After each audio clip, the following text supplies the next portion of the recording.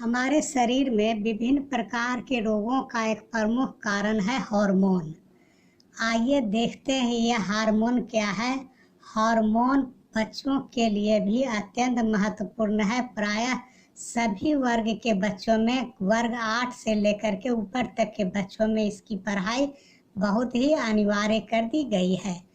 तो हम लोग देखते हैं हार्मोन। मैं श्री राम राय, शिक्षक, अमझर चतरा से। कृपया वीडियो अच्छा लगे तो लाइक, कमेंट और सब्सक्राइब अवश्य करना चाहेंगे। यह हार्मोन क्या होता है? तो हमारे शरीर में 2 प्रकार की ग्रंथियां होती हैं। ग्रंथि का अर्थात थैलियां होती हैं।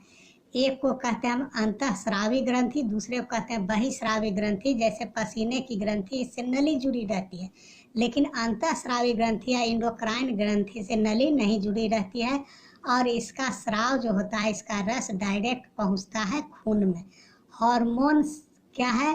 तो रासायनिक स्राव होता है, विभिन्न प्रकार के रसायनों का बना होता है। इसकी अल्प मात्रा ही हमारे शरीर के विभिन्न क्रियाओं को नियंत्रित करती हैं। तो आइए सबसे पहले हम देखते हैं हमारे शरीर में पाई जाने वाली अंतःस्रावी ग्रंथियां, इंडोक्राइन ग्लैंड्स, जिसमें नली नहीं पाई जाती है।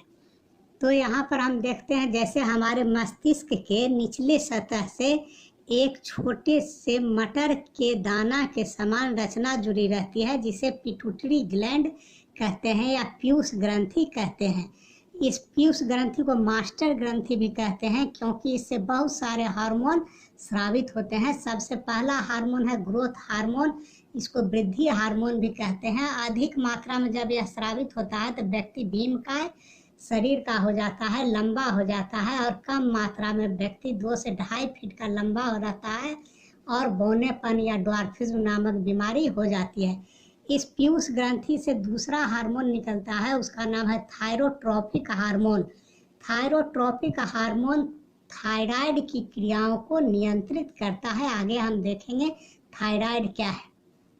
इसी पिट्यूटरी ग्लैंड या मास्टर ग्लैंड से अगला हार्मोन निकलता है एड्रीनोकॉर्टिकोट्रोपिक हार्मोन। यह किडनी से जुड़ा रहता है और एड्रीनल ग्लैंड की क्रियाओं को नियंत्रित करता है। इसके बाद हम देखते हैं अगला हार्मोन, यह है गोनेडोट्रोपिक हार्मोन। गोनेडोट्रोपिक हार्मोन को GTH भी कहते हैं। गोनेड्स का अर्थ होता है लैंगिक अंग। तो यह जो है, यह जनन क्रियाओं को उत्प्रेरित करता है। यह गोनेडोट्रोपिक हार्मोन 2 प्रकार का होता है, FSH और ICTH। FSH नर में शुक्राणु और मादा में अंडाणु के निर्माण में मदद करता है, और जबकि ICTH नर में टेस्टोस्टेरोन हार्मोन और मादा में एस्ट्रोजन हार्मोन के स्राव में मदद करता है। अगला हार्मोन जो पिट्यूटरी ग्लैंड का जो सबसे महत्वपूर्ण है, यह लैक्टोजेनिक हार्मोन। लैक्टो माने दूध होता है, अर्थात यह हार्मोन मादा में दूध निर्माण के लिए उत्तरदायी रहता है।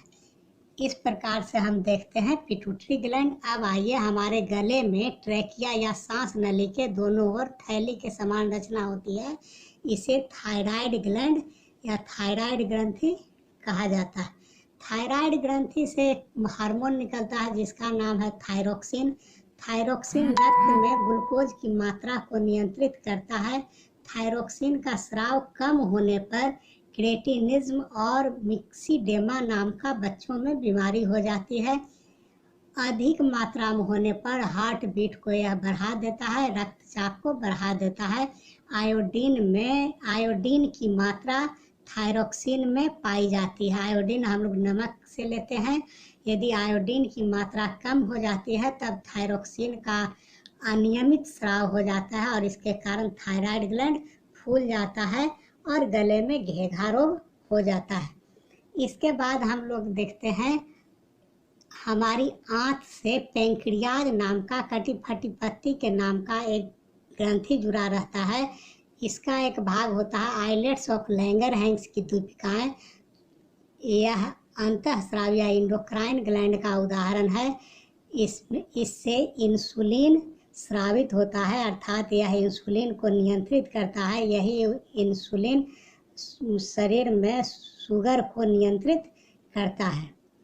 अगला ग्रंथि जो है, अगली ग्रंथि या ग्लैंड, यह है एड्रीनल ग्लैंड। एड मन होता है जुड़ा हुआ, एड्रीनल मन होता है किडनी, किडनी से यह जुड़ा रहता है, इसीलिए कहते हैं एड्रीनल ग्रंथि। इसमें दो भाग होते हैं, कॉर्टेक्स और मेडुला। कॉर्टेक्स खून में लवण की मात्रा को नियंत्रित करता है, जबकि मेडुला हृदय गति, रक्तचाप को बढ़ाता है।